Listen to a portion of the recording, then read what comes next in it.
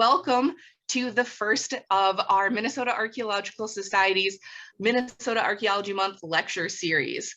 Tonight's presentation is There is Flint, Rediscovering the Grand Meadow Chert Quarry by Dan Wendt and Tom Trow. The authors of 3 recent articles in the Minnesota Archaeologist regarding the 8,000-year-old Chert Quarry in southeastern Minnesota, Dan and Tom will discuss their newest finds, the cultural significance of the site among Indigenous communities, and future research possibilities. They will also welcome questions and suggestions from our attendees to help direct the interpretive program and to guide planning for the opening of the quarry to the public in 2023. Tom Trow is the coordinator and archaeologist for the Grand Meadow Chert Quarry project and was the lead archaeologist for the SHPO MNHS team that first recorded the quarry site. Dan Wendt is the president of the Minnesota Archaeological Society and a lithics expert and researcher who has made it possible to recognize and define Grand Meadow Chert and understand its full impact and significance in the region. The Grand Meadow Chert Quarry is the Grand Meadow Chert Quarry site is an archaeological and cultural preserve under the protection and interpretation of the Mower County Historical Society, the Prairie Island Indian Community, and the Archaeological Conservancy. So with that little introduction there, I am going to turn the show over to Dan Wendt and Tom Trow. All right, Tom, you should be able to bring up your slides there and we can get started this evening. Great, thank you, Mandy. I imagine a lot of you have heard about the Grand Meadow Chert Quarry to some extent by now. What we'd like to do is just start with the basics about it and then run through some of our current thinking. A lot of it's evolved over the last 2 years. This is a site that's been a bit dormant in terms of archaeological attention for quite a while. So we are very pleased to be a part of the project that's finally putting the spotlight this place deserves on this site in Mower County, just north of the town of Grand Meadow. As I go around and talk to people, as people come out and volunteer to help at the site, there's still a question that, there's quite a few questions we get, but there's one that is always on the top of people's minds. And this happens at dinner parties, wherever anybody asks me what I'm doing these days. There's always the question, what the heck is chert? And how is it different from flint? So Dan. Okay, on our title slide, we use both the word chert and flint, and tonight we're going to use them kind of synonymously. Both chert and flint are fine crystalline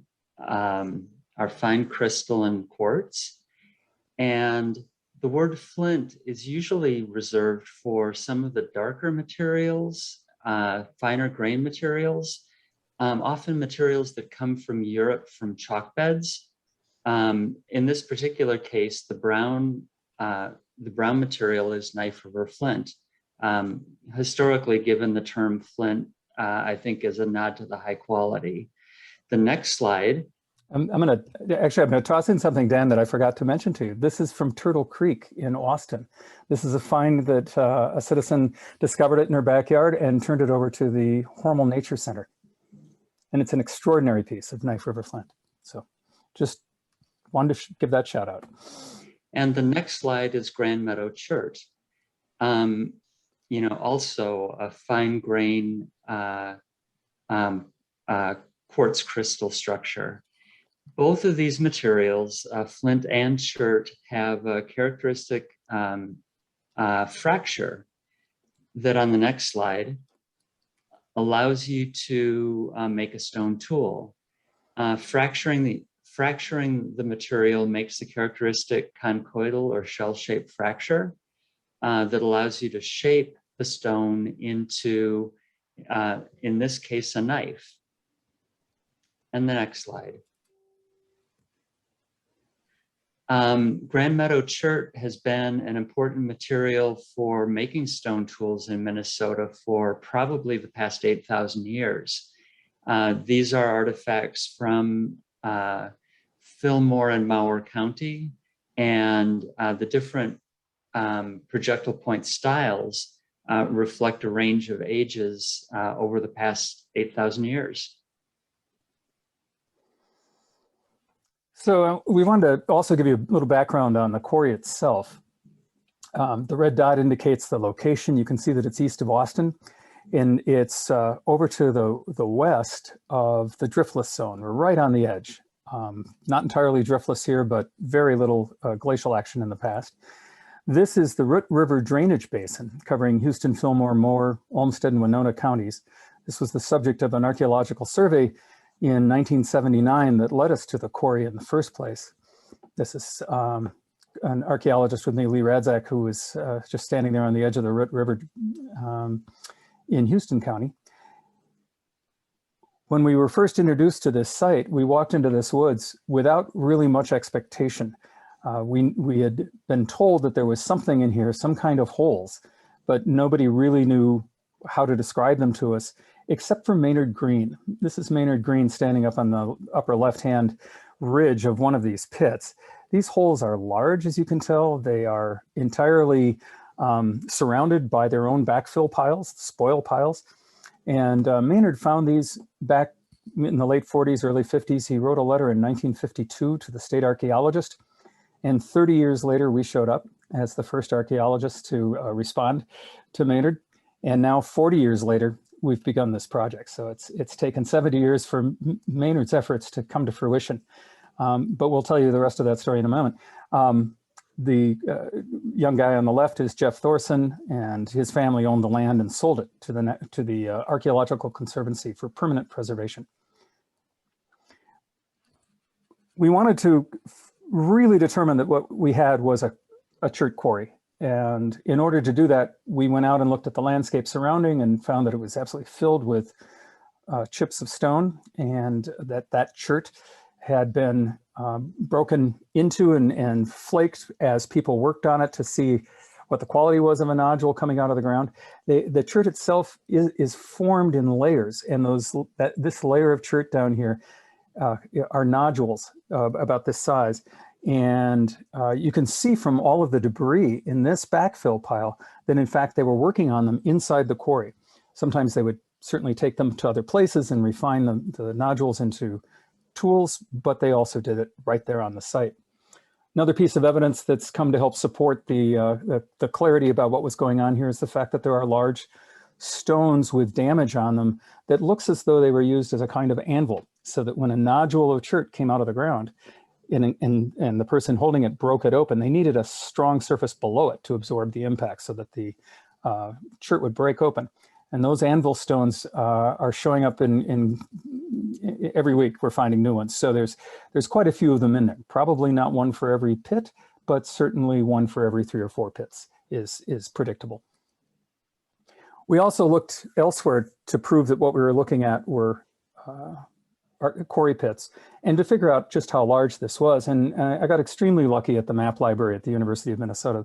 On the left is the neighbor across the road. Now the land we're talking about today is the wooded part over on the right, but over to the left is an exposed, freshly opened piece of ground. There were trees there until a couple weeks before this.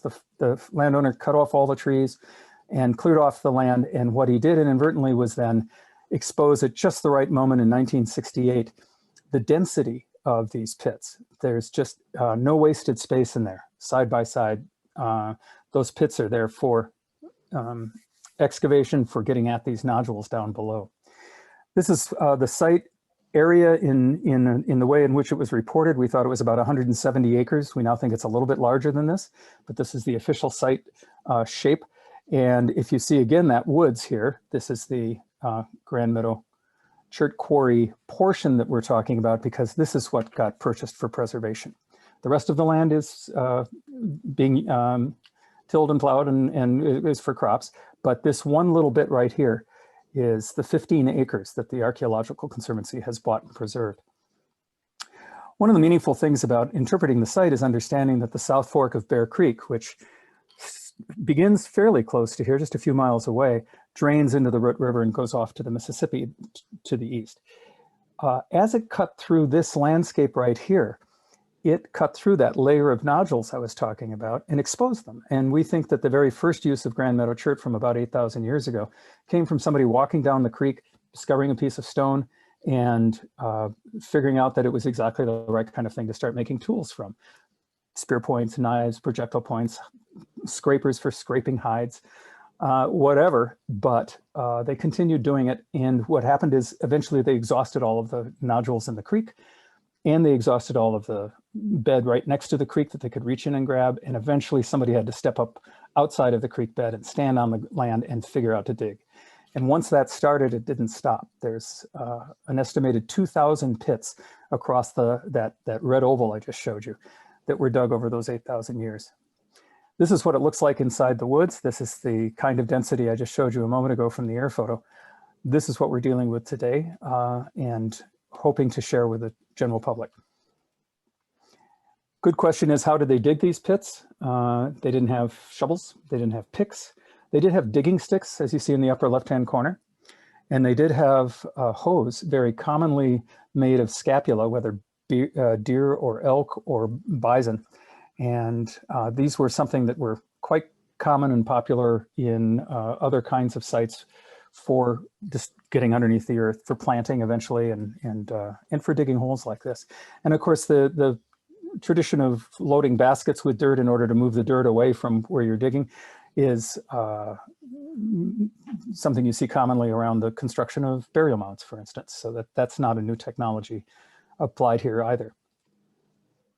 We also found axes, and Maynard Green found quite a few in the immediate vicinity. And we're not certain exactly what needed to be cut with an axe in this sense. You can see the haft marks there. It was tied to a stick and used very much like an axe of today. But they may have been, if there were trees there, they may have been needing to cut the roots of the trees. So, Dan, what's so special about Grand Meadow Chert? Well, on the next slide, Grand Meadow Chert was utilized almost across the entire state of Minnesota as a source of stone to make stone tools. Kent Bakken, in a review of lithic materials across Minnesota, documented Grand Meadow Chert in 57 of Minnesota's 87 counties. What's shown on the map here are some key sites where the use of Grand Meadow Chert is specific or interesting in the context of the site. But the question is, how does an archaeologist know that it's actually Grand Meadow Chert and that it's from the Grand Meadow Chert Quarry? The next slide is a nodule of Grand Meadow Chert. There's several distinctive things about Grand Meadow Chert. For one, they're in these really interesting shaped, egg-shaped nodules, and usually small. This one's actually on the large size, probably 15 centimeters, more typically 10 to 12 centimeters in length. They have a very thin limestone cortex that's an interesting and unique color that you can nap right through. There's also an interesting feature right underneath that limestone cortex. There's commonly a band that's a lighter gray color that surrounds the interior of the nodule. The combination of that cortex and subcortical band and then darker material inside is really characteristic of Knife River Flint, of Grand Meadow Chert, and commonly present on refuse flakes or on tools that are made from Grand Meadow Chert. Also within the body of the Grand Meadow Chert, there's a whole host of fossils. They're invertebrates that lived in a marine environment about 330 million years ago during the Devonian period. And they represent a really fertile reef environment where communities of animals live together. In this particular case, there's a branching bryozoan, a sponge, and some kind of a worm-like creature that made burrows through the mud. The combination of these features provides kind of a multi-dimensional confirmation that you're looking at Grand Meadow Chert.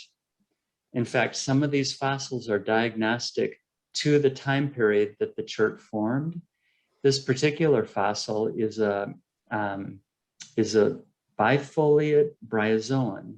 A bryozoan is a creature that lived a life fixed to the seafloor, and it looks a little like a plant, but each one of those little cups is a space where a small animal, a filter feeding animal, lived.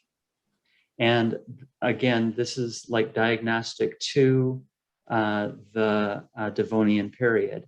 The next slide. This is actually a more common fossil in Grand Meadow Chert. It's a fenestrate bryozoan. Fenestrate refers to the holes that you're seeing. They're like windows. And each one of the little white dots would be a cubicle where this little filter feeding animal lived.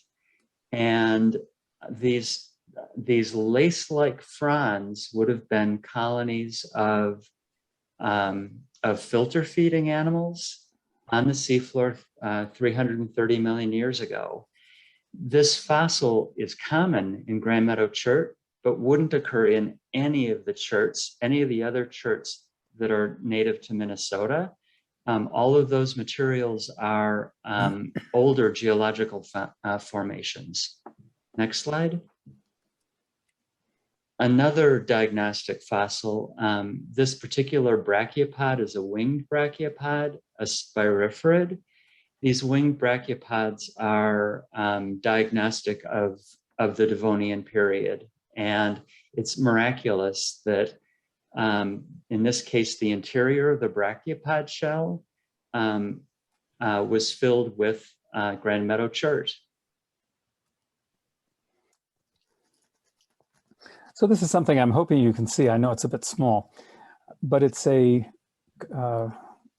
diagonal cutaway view of the land below the surface, cutting through Moore County diagonally.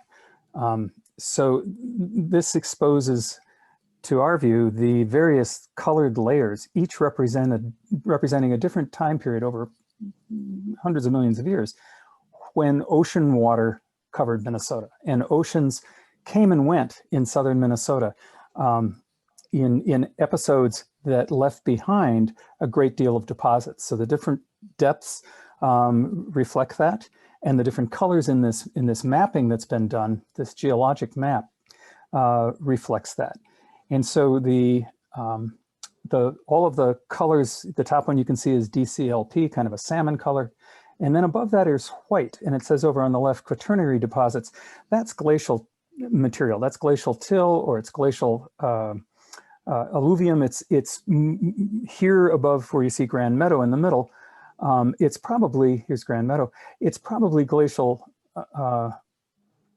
materials that have been brought over by meltwater from the actual ice. In other words, even though we're not exactly in the driftless zone, we did have glacial activity here. We never really had ice above Grand Meadow as far as we can tell. So I wanted to point out that this is, again, this salmon colored layer is significant to us because this is the bed in which those nodules exist. This is the bedrock that when this was the ocean floor, this is where Grand Meadow Chert was forming in I suppose, sort of pools that eventually become these nodules, and they're fairly flat, as you can see. I mentioned that the folks inside the creek, when they were picking up the nodules and then stepped out and had to dig, it turns out that they exhausted all of the chert that they could get at by digging shallow pits and kept on digging deeper pits as they went uphill. In other words, the quaternary deposits obviously have a variation in how deep they are, but the stone itself here was at just a flat, constant level. And that's why the pits in the woods are so deep. Those were the last ones that they dug. And they were so deep that the incoming farmers in the 1860s forward didn't have the equipment at first to fill them in. And so they just got left. And then the landowners in our century, and from 1921 on forward, that family just decided to leave those woods and leave those pits. And that's the reason we're talking about this site today. What I wanted to point out here is, though, the coincidence of the rising salmon outcrop of the bedrock and the lowering of the glacial till above means this is the only place this could have happened. This is exactly where these two features come together in such a way that there's almost nothing between the surface of the earth and the chert layer below. And so that's why this place is so special. That's why how they found it. And you can see here exactly where that is. If you go to a view from above and look down on this area, this is what it looks like with the same salmon for the bedrock we're talking about from the Devonian period. So this is 330 million years ago this was formed. And the black oval is the same red oval that I showed you before for the shape of the site as we know it. And you can faintly see Bear Creek running through it down there. So it's exactly where it needs to be. It's when you put the factors together, you realize it shouldn't be surprising. The salmon here underneath Grand Meadow is covered by too much glacial till to be easily accessible. So it was never thought, they never came and dug holes there. It's just too deep. The same with as you go further north, up towards here where it says DCLP. As you go up a bit further north, you run out of the ability to really create a hole that'll get you down to the chert. It's just too deep. So this is exactly what we're dealing with and why sitting here. So yeah, please. I was going to try an experiment on Zoom to show you how a nodule becomes a tool. And to do that, I was going to start with just a typical nodule of Grand Meadow chert. Again, egg-shaped and small, and the limestone cortex on the outer surface and the gray chert within. And you could use another stone or an antler. In this case, it's a small moose antler to impact the edge of the stone to make a flake. As soon as I make a flake, the flake leaves characteristic marks that would indicate that a person was using this stone for making stone tools. And archaeologists would start to call this the core. It's the object from which flakes are driven. And if I shape the core a little bit, in this case, I've got a core that's been shaped to produce a hide scraping tool. This is the surface that's going to be impacted. It's the platform. And I've made a small bump on the edge of the core, an eris, an edge that sticks out. And that's the spot I'm going to hit. And on that spot that I'm going to hit it, I ground the edge to strengthen the edge so it didn't shatter when I hit it. And by striking the edge of the core right there, it impacted and it produced a flake, but a flake in a really characteristic pattern. It's an end scraper. And kind of the miracle of this technique is that all of the shaping of the back surface of the tool was done by shaping the core. And you get the characteristic shape of an end scraper by driving a flake off the core that takes that shaped platform and dorsal back surface. And this ends up being the working face of the hide scraping tool. And in this particular case, I only had to remove like 3 flakes from this edge to kind of complete the tool. The whole process for making this end scraper took seconds, not minutes. So very, very efficient process. From this single core, I've made as many as 30 end scrapers from a half-pound core. Dan, say again, how much time from a nodule out of the ground put into your hands? If you were sitting up on the edge of the backfill pile, how long would it take you to take that core and make the first tool out of it? By this method, it's a matter of minutes. It doesn't take long. And a lot of other, through time in Minnesota, a lot of other tools are made with a process of reducing a core by removing flakes from it. And the core you keep and you shape it into a tool, and 100 or 200 flakes might be waste and thrown away. This process is extremely efficient. There's very little waste generated in this process, and nearly every flake ends up being a tool. Can you hold it even closer? Let's see how close we can see it, just to get a sense of the edge, the leading edge of it. And the chisel-like leading edge of it, cutting edge for removing hair or thinning a hide. Great. Thank you. So Mandy, I think you need to give me back the sharing. Is that possible? Or do I just do it? You should be able to. All right. Okay. And we'll just see if this brings us back. There we go. Thank you. And in the next slide, you're seeing a few different kinds of tools that were made from Grand Meadow Chert. The first object on the left is the core from which I struck an end scraper. The second piece on the left is a triangular arrowhead made from Grand Meadow Chert, and it was made with a deer antler tip by a process called pressure flaking. This you'll recognize as the end scraper that I took from the core. And then finally is an example of a piece worked on both faces from a core to produce a larger knife. There are a couple reasons we know that this set of tools is very important to people in the late prehistoric in Minnesota, is how common these tools are on archaeological sites, especially in southern Minnesota. This toolkit is a characteristic toolkit from about the year 1000 to contact. Another reason we know it was important to the people is words for these things are embedded in the Dakota language. Wan-he means tooth, and Wan-he is also the word for flint, where Wan-hinkpi, arrow, has Wan-he, flint, as the tooth of the arrow, which kind of makes sense. But even more than that, this language is built into place names for places in western Wisconsin and places in southern Minnesota, multiple places, places where there's flint.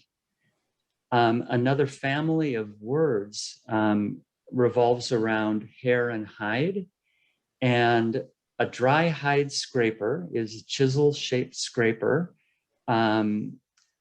for thinning a hide and gauging the thickness so it's a uniform thickness.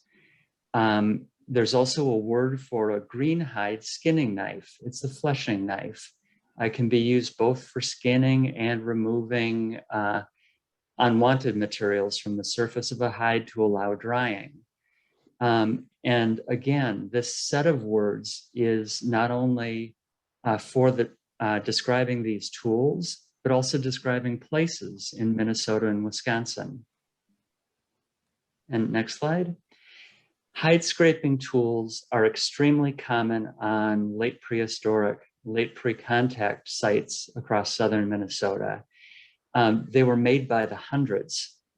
You might think that means the end scrapers were important, but that's not really the point. It's what the end scrapers were making. Hide processing seems to have been a really important industry to people living in the upper Mississippi River Valley. And their way of making scrapers with Grand Meadow Chert was kind of characteristic of the people living in southern Minnesota. Josh Anderson, I'm not sure if he's on the Zoom call, but in his thesis work, compared these hide scraping tools in two different localities across southern Minnesota, and they're kind of made the same way in both localities. Next slide.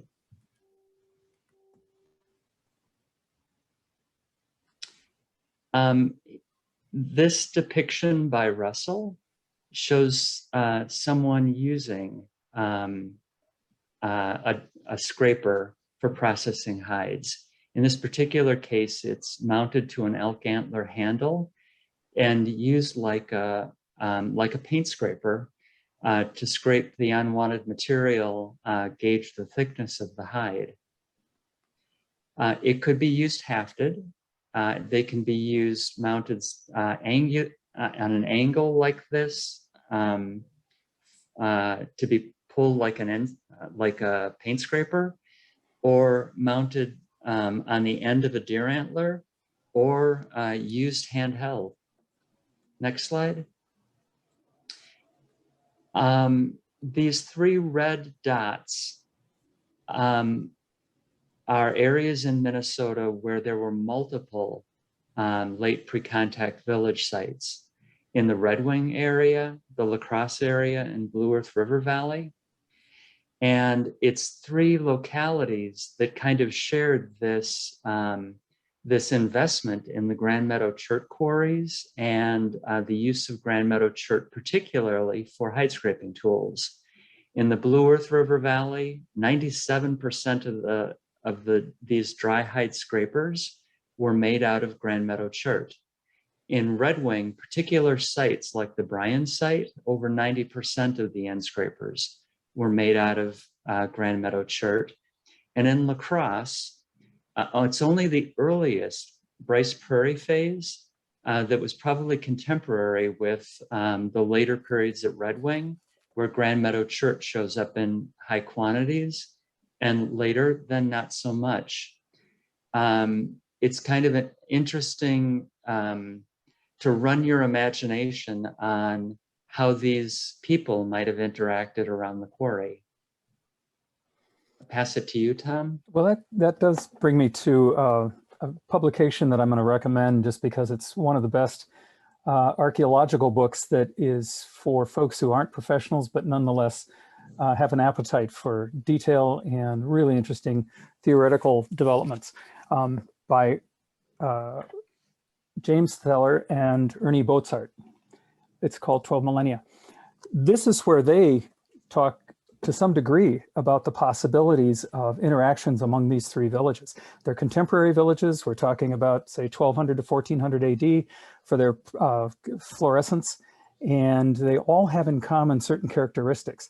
Each of these villages is an agricultural village. They're growing corn, beans, and squash along the river bottoms. They're using a different kind of pottery that we hadn't seen in Minnesota prior to this, that uses shell to make the clay stronger rather than just little pieces of grit or dirt, stone rather, mixed in with the clay. So they have those characteristics in common already, and then along comes the evidence of the Grand Meadow Chert, which is, again, as Dan just said, at a ridiculously high elevation of percentage of use in each of these three villages, which leads Theller and Botzart to be talking about, is it possible, in fact, even likely, that these communities became so similar because they met frequently, periodically. They all had in common a need to get out into the plains and do the spring buffalo hunt, and for that, they all had in common a need for a high quality chert. What people who've worked with this chert, Dan and other colleagues of his, say is that this is actually the finest quality chert in Minnesota. So it was prized for its the ease in which it does flake and make tools and reliable tools. So the idea that they came here frequently is logical. If they did it at the same time, they would have been exchanging stories and recipes. They would have been exchanging the technologies for pottery making, and those exact same styles of pottery, not just how they're made, but actually how they're decorated, are very similar across these three villages. And if you see from the map, they're fairly equidistant to the Grand Meadow Chert Quarry. So that's another aspect of this whole story we're still working on figuring out, is beyond just the use of the quarry, what's going on in terms of the cultural development of the site itself.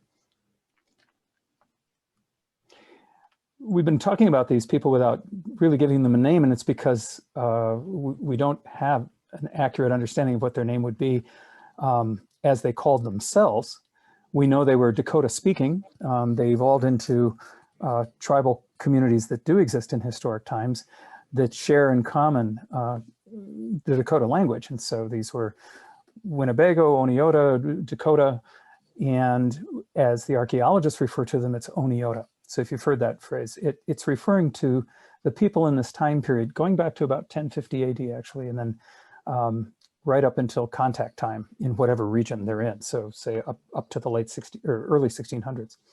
This is a map that was made in 1837 by a member of the Iowa tribe who was doing it for reasons having to do with determining the land that the tribe wanted to claim they owned with dealings with the US government in 1837.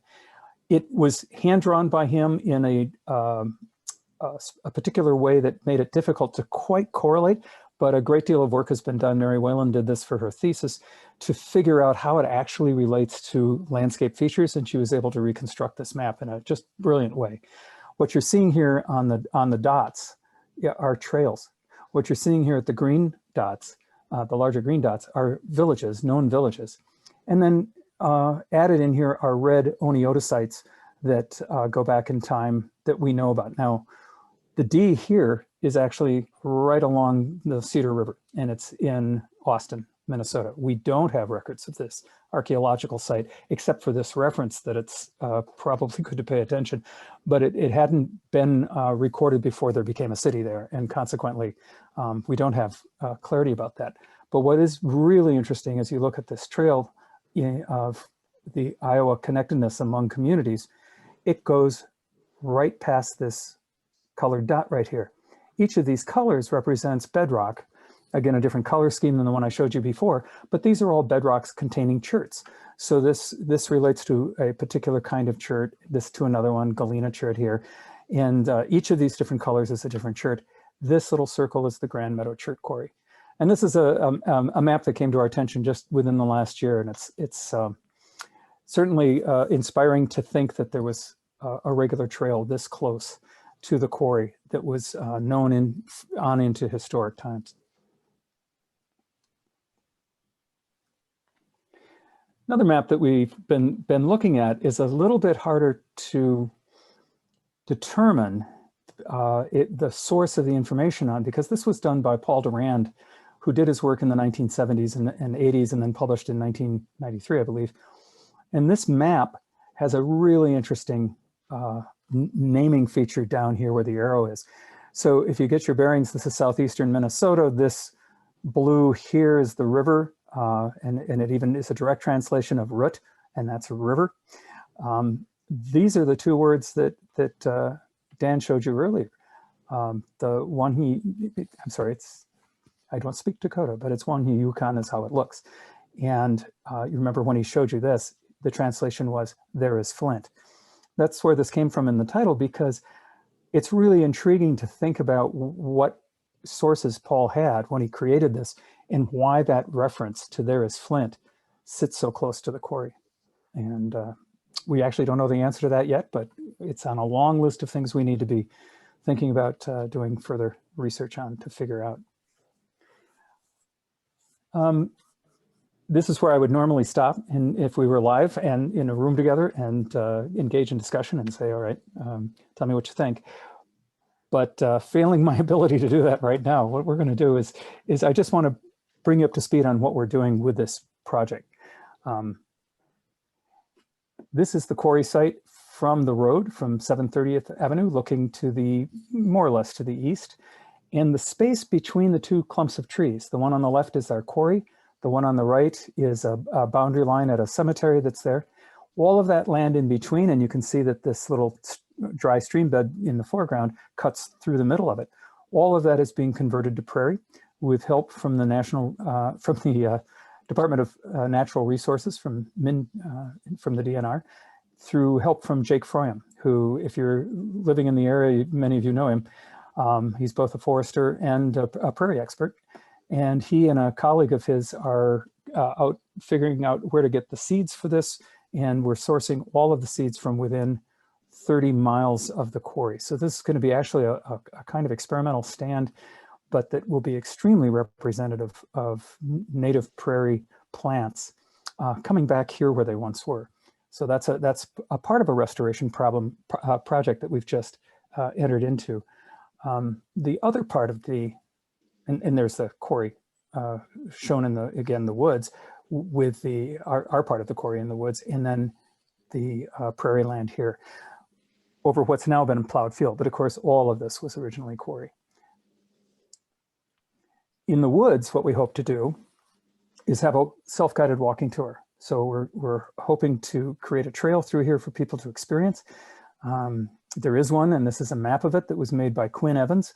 We're working with a company called Quinn Evans in order to create a cultural landscape report, which is in part because this is on the National Register of Historic Places.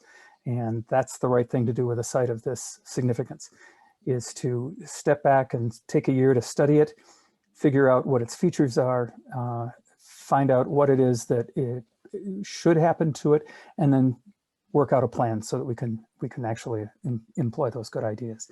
So we will be doing an interpretive plan, and we expect to have at least 10 signs as you go along the walking tour.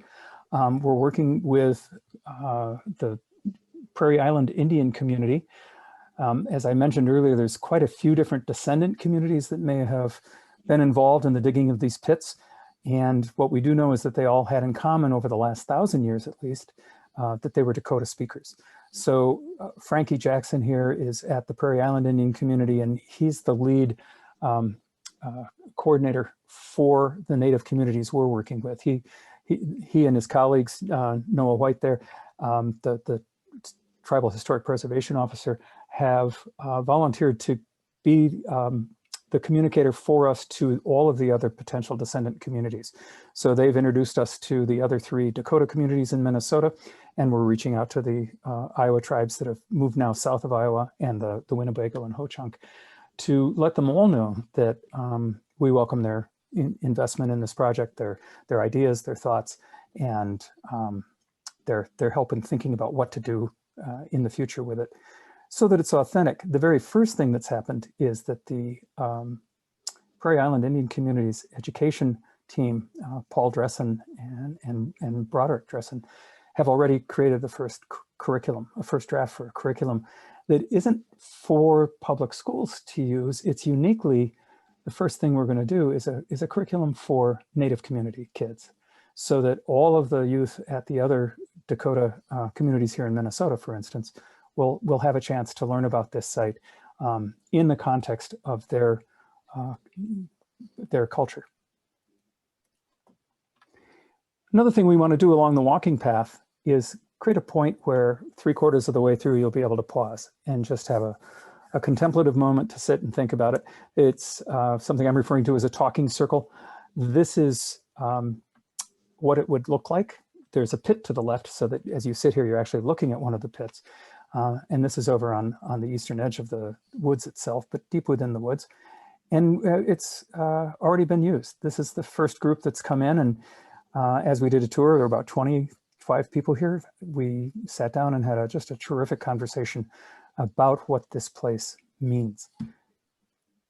We were able to do that. I wanted to mention we're able to do that because of the hard work of this crew, who've been coming out a day a week and helping us ever since the spring of this year. This is the Sentence to Serve group out of Mower County, and the folks that have been working on this site with them just have been a terrific asset to us.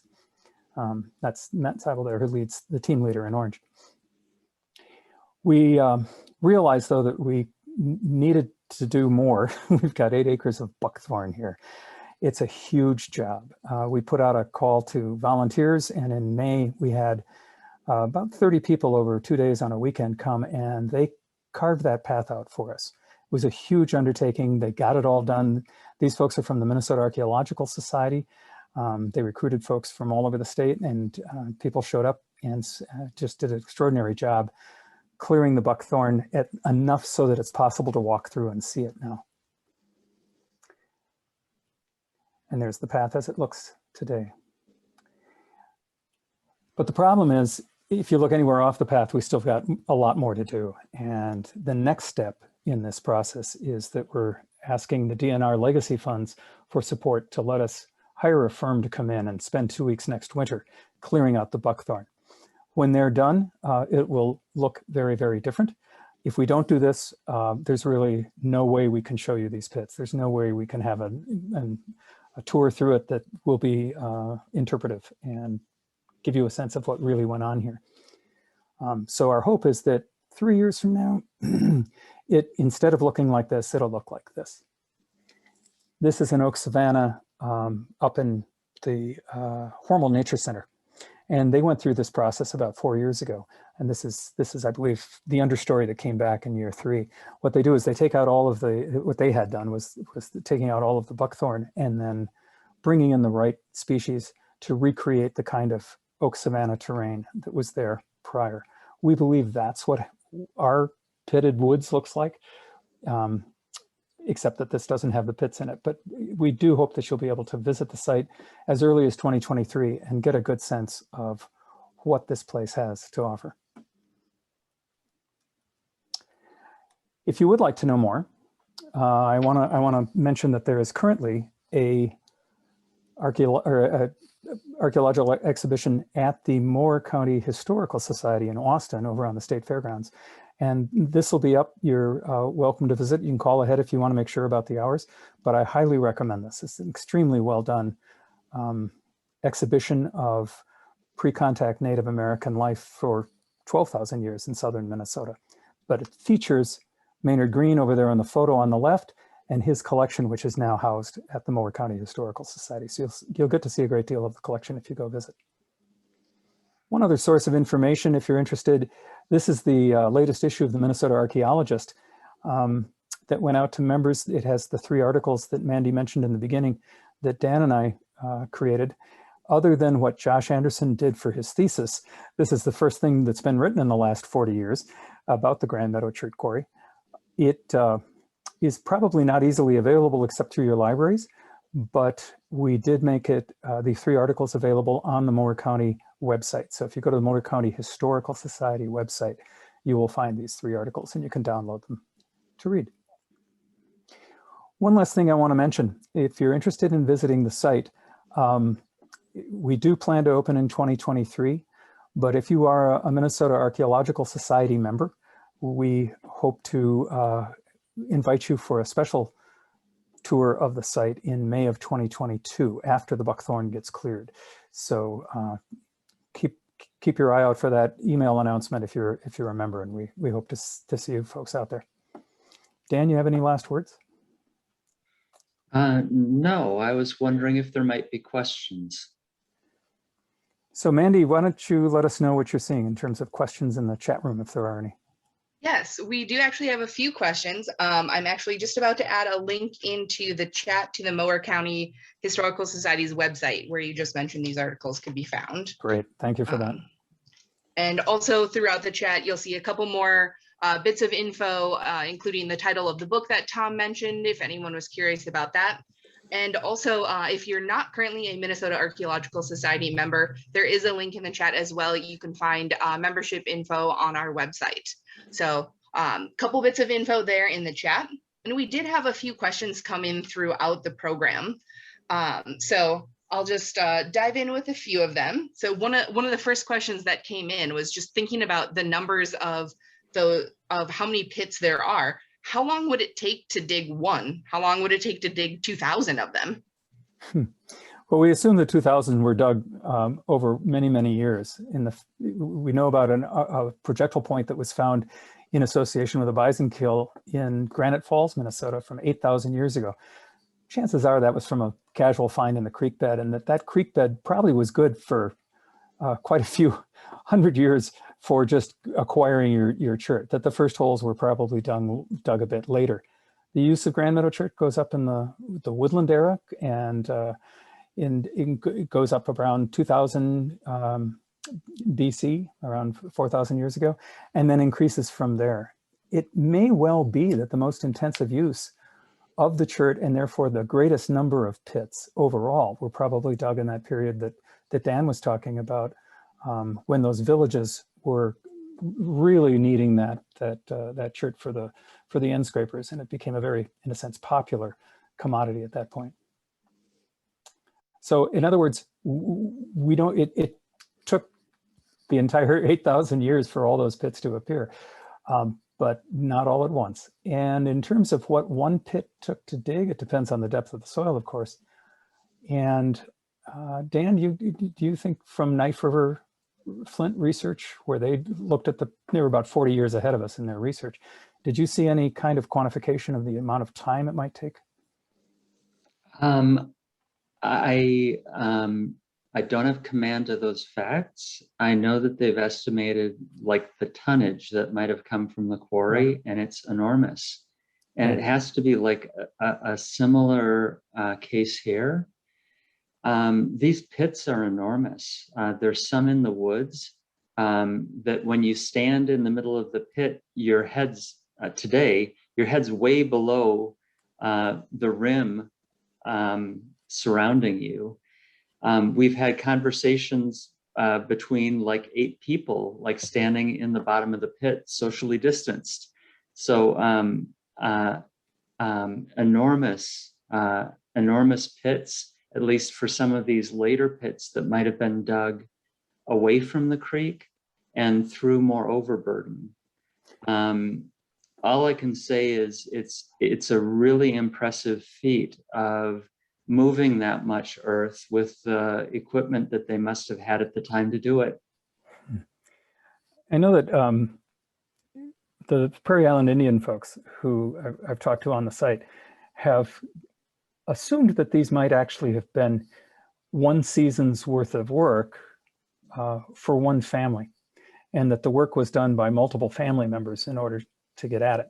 Now that's based on what they know about pipestone quarry pits, and it's what they know about their own culture and the way things would work out. I tend to kind of agree with that. I don't know that I made clear enough, though, about, while I'm on the subject, the Prairie Island Indian community is really leading the interpretation of this site. So when we put those signs in along the interpretive trail, those are going to be bilingual signs, part Dakota, part English. And they are going to be vetted by the tribal community at Prairie Island. The elders and the tribal council will review everything that's done for public interpretation of the site prior to our releasing it. And that's just been an invaluable partnership for us. I also wanted to mention that the eradication of the buckthorn and the conversion to prairie is also due to a whole lot of community contributions of energy and thinking. Beyond the DNR, it's also the Soil and Water Conservation District. It's also the Audubon Society and the Isaac Walton League of Moore County. And at every turn, we've found that there's just been terrific cooperation. Even the nearest neighbors have been chipping in at every turn and helping us solve problems as we're thinking about how to develop this site. Mandy, have you got another question? Yeah, I'm actually going to go with one that sort of is related to what you were just talking about there, Tom. It was brought up if there was any local opposition to the land being purchased by the Archaeological Conservancy. We have a lot of cooperation right now. Has that always been the case? Well, yes, in terms of the purchasing, because the Thorsen family that owned the land and are now past being a century farm there, we still own the land.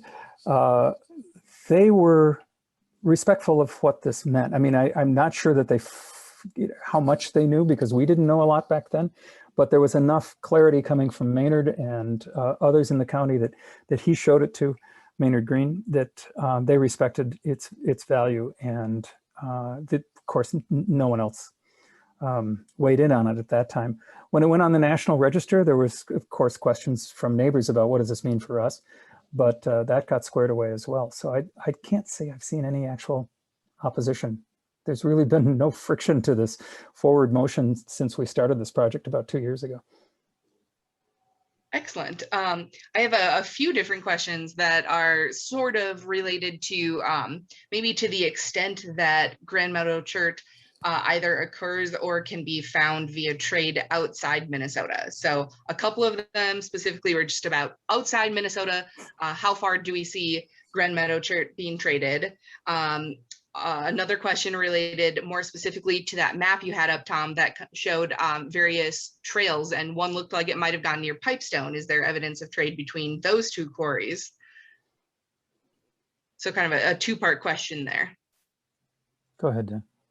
Yeah, well, one of the reasons it's important to be able to accurately identify Grand Meadow Chert is so you can recognize it when you see it on an archaeological site.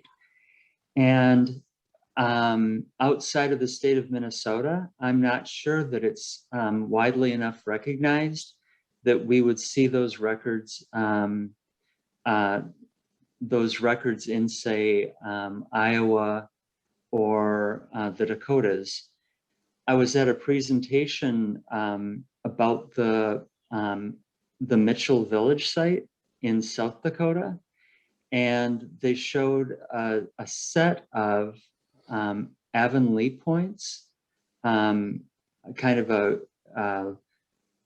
late or a woodland arrow point that might have been used on the Great Plains for hunting. And what stood out to me is I immediately recognized it in the slide that that was Grand Meadow Chert. So making it to South Dakota. It's really a next step, starting to work with partners, being able to describe fully how you recognize Grand Meadow Chert, and then asking for help with where to look for where it might be occurring. When I was talking about the possibility of annual rounds from those 3 different villages, bringing people together as they came and accessed this resource, certainly Pipestone was on many people's routes for annual rounds. It may not have been this exact trail as it was depicted by the Iowa elder, but nonetheless, it's only logical that cutting across southern Minnesota, you'd want to go from Pipestone to Grand Meadow if it's on your way back, say, to La Crosse, or even on your way up to Red Wing. Maynard Green, when he was a young boy, was told by a much older guy that there had been Native Americans in the county in the 1850s, 1840s, and that they themselves had said they had come from Pipestone. And I don't take that to mean that they were living at Pipestone. I take it to mean that they were passing through as they walked from Pipestone past Grand Meadow onto wherever it was they were going to go.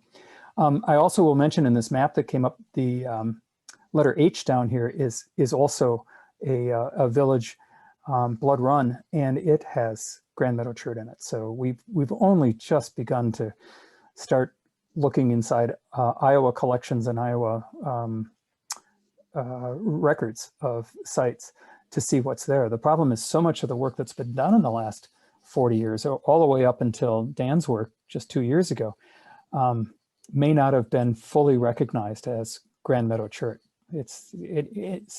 There's a lot of different gray cherts out there, and it's easy to confuse them until you learn about how to recognize the particular fossils he was talking about.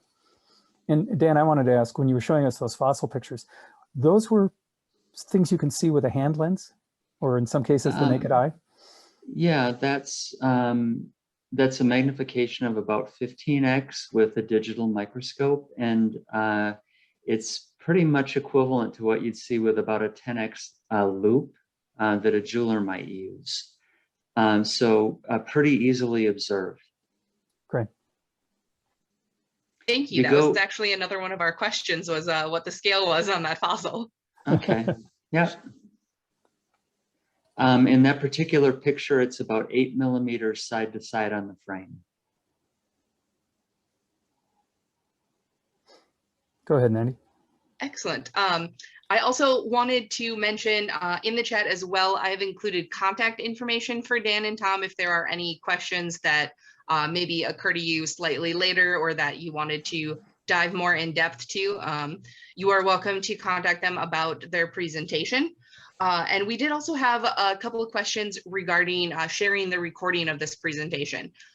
Minnesota Archaeological Society does intend to share the recording. At this time, we haven't determined necessarily how or where we'll be posting it. So check our social media pages a little bit later on this month for information on how you could access this recording at a different time.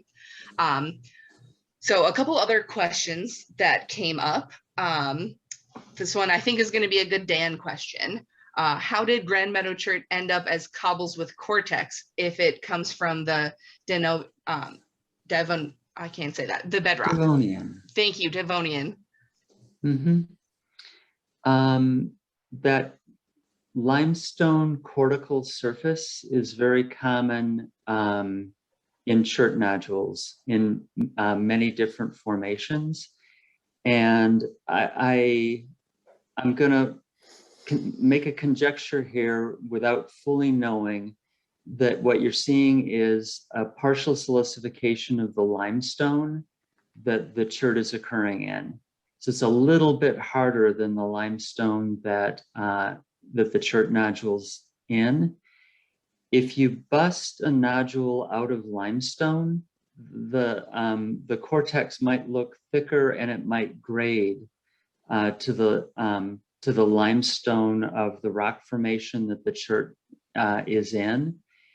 In this particular case, you've got limestone that's weathered away, and it leaves behind a thinner skin of this partially silicified limestone on the outer surface of the chert nodule. Part of the way this chert got here is it was eons, maybe millions of years of eroding of the limestone surface in this area. And the limestone eroded away and it left these insoluble chert nodules laying in a lag layer, kind of a compact layer on top of limestone that's underneath.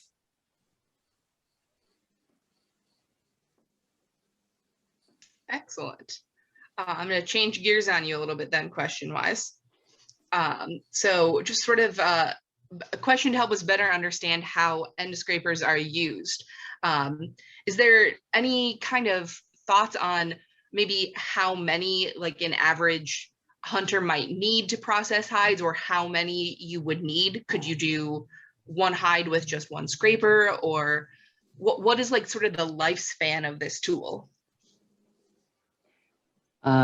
I'd really like to see that work. I've done a little bit of experimentation with both end scrapers and like that green hide knife. And one of the things I can tell you about the skinning knife is it works so much better than a steel knife. A steel knife, you end up nicking the hide and you have to be really careful going between layers. And a stone skinning knife, a Grand Meadow Chert skinning knife, just glides through the layers. It's kind of an amazing feel. The stone was polished during one use for a hide, so that you could tell it was used for something. It wasn't particularly dulled. Grand Meadow Chert is particularly hard and tough, and I bet it would have a much longer life than most other lithic materials from this area. It'd probably be on par with a hide scraping tool made out of knife river flint that's like equally hard and tough. The pair of materials were probably uniquely suited to hide processing.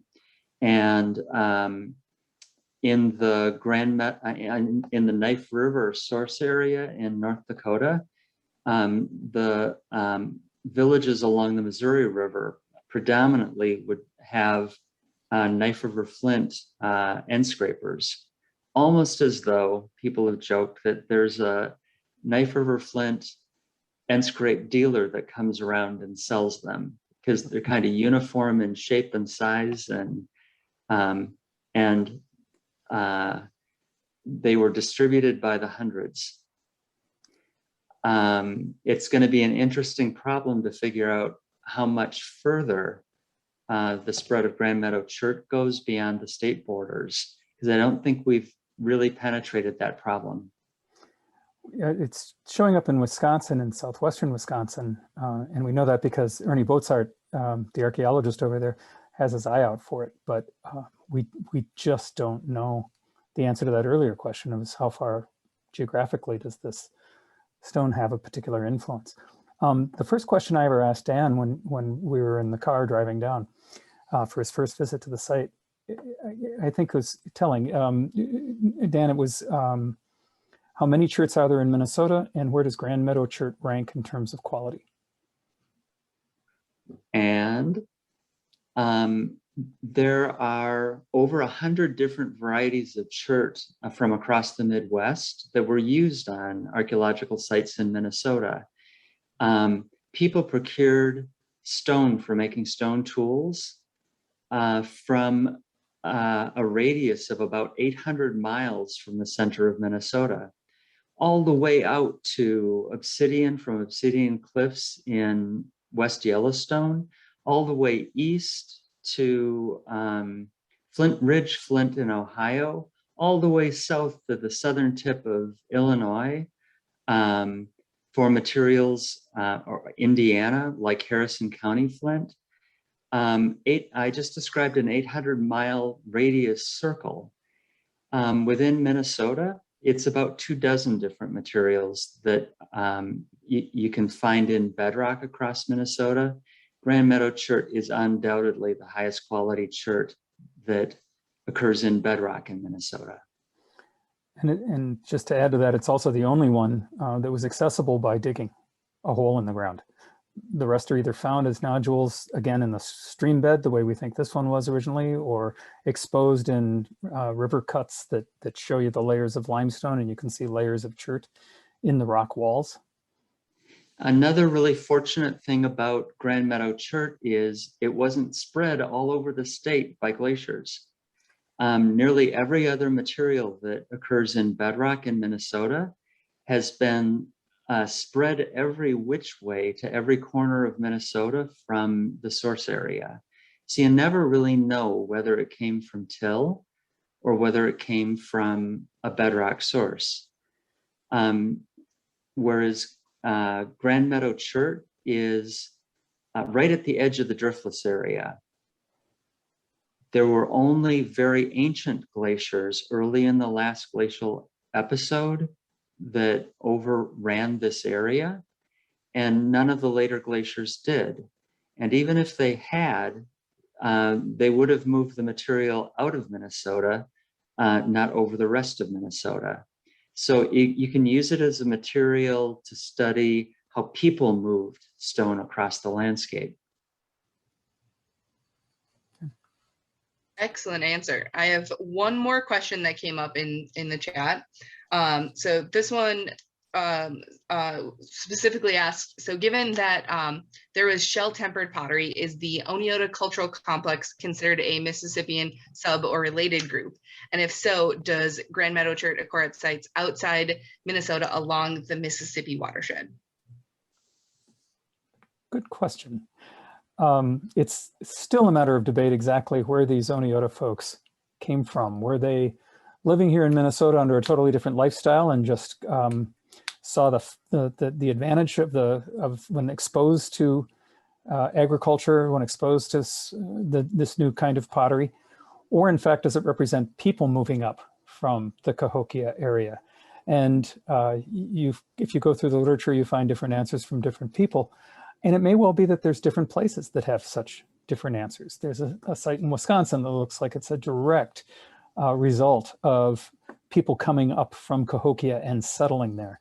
There's sites in over in the Blue Earth Valley and in the Red Wing area that Guy Gibbon thought was in fact a perfect, the Sheffield site north of that was on the map that's up on the St. Croix, places where it looks as though local people adapted to this new fad of really changing the way in which folks lived. And with that came this complex of cultural tools that help them survive. So it's not clear. It's on that list of things that we hope to see more research, and we'll have a better answer 10 years from now than we have now, and we've already got a better answer now than we had 40 years ago. So it's an evolving set of interpretations to figure out exactly where the Oneota came from. And part of that answer is always going to be, well, which ones are you talking about? From which time period and which locations? But there was communication going on. There was a network there. There was a great deal of communication going on within Minnesota. And along that way was probably this chert and exchange. Whether it went further down to other Cahokia related or other Mississippian related sites to the south, that's also something for our future reference. But one thing that seems to be a pretty reliable constant is if people have a chert source near them, they'll use it. And it may well be that helps limit the popularity of a particular stone far away from its source, with some exceptions. This is an exception in terms of end scrapers with these Mississippian villages in Minnesota, but they only had to go 70 miles to get it. If you go further downstream and go into Illinois and go further south, there are other chert sources and other cherts that were used, and therefore, if this showed up, I think it might have been more as a novelty than as something that was sought because it has special characteristics. Well, one of the things that we know within the limits of the state of Minnesota is Grand Meadow Chert went west, and it went to the western part of the state of Minnesota, probably because there aren't a lot of other stone resources there. It's an area that has materials from glacial till that can be used for making stone tools, but it's never quite as good as being able to reliably source at the Grand Meadow Quarry. So I called out the Blue Earth River Valley earlier for having almost exclusively Grand Meadow Chert end scrapers all the way out to the western border of the state.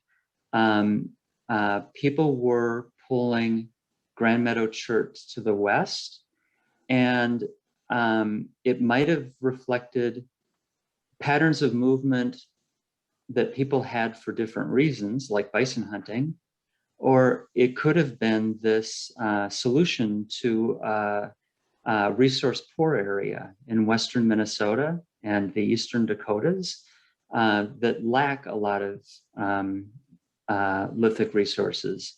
So I would expect, particularly to the west in the Dakotas, reflecting either the bison hunt or pulling a high quality material to an area that's resource poor, that would be a place that I would look for a significant amount of Grand Meadow Chert moving to. Going south from the Grand Meadow Quarry, Iowa is rich in lithic resources. Southeastern Iowa has some of the best lithic resources on the continent, and they might not have viewed the Grand Meadow Quarry as a destination the same way that you might have viewed it from the upper stretches of the Mississippi River. So it'll be interesting to study those patterns of use beyond the state. Just while you're talking about the Southwest, there is also a really good resource on southwestern Minnesota by Scott Anfinson. Mandy, if you want to add that to the chat, it's Southwestern Minnesota Archaeology, and it's 12,000 years in the Prairie Lake region, which is what Dan's been talking about there.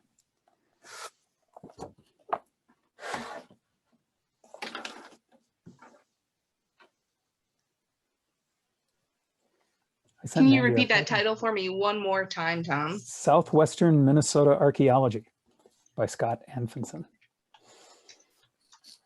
All right. There aren't a lot of publications for Minnesota that we can recommend for people who aren't professionals. And I think the two that I've talked about today both qualify. They're both extremely well written. And Ernie, even though he's from southwestern Wisconsin, but the Boatsart book with James Teller, he did work in southeastern Minnesota as well, quite extensively.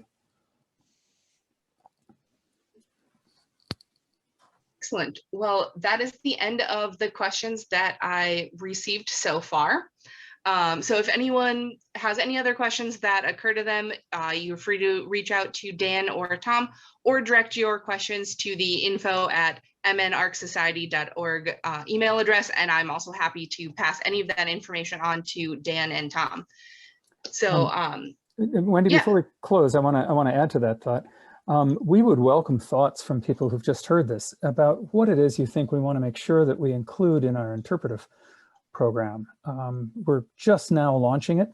In fact, we're working with Mandy on it, and we're welcoming comments from the visitors to the site and people who hear talks like this to let us know what they see as the important things that we want to include, both in the online visitor's guide that we'll be creating and in the signage on that bilingual signage on the site itself. So we very much welcome your reactions and thoughts and further questions. So please do keep those email addresses and use them anytime. So thank you for coming. Yeah, thank you everyone so much for attending the lecture.